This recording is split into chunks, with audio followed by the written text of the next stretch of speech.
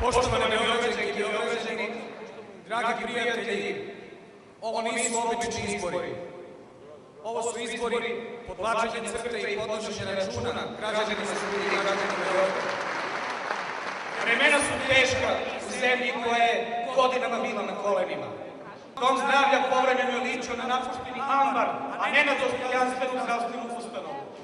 Više je koštao benzin da se od kliničkog centra dovezete do Slavije i da zamenite platu za 5 maraka, na kraju je to bila jedna metalna novčanica, nego što je bio vredan rad 30 dana. Dostojanstvo i zdravstvenih radnika i svih građana Srbije vraćamo ovih nekoliko godina radeći najbolje što možemo svako svoj posao. 11.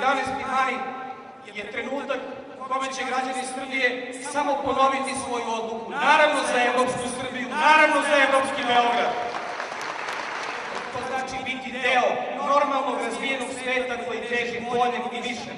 Svaki građanin Srbije i svaki građanin Beograda to zaslužuje. Bio on u krugu dvojke ili u Krnjači, ili u Železniku, ili u Rakovici, Beograd i sa leve i sa desne strane, i Save i Dunava.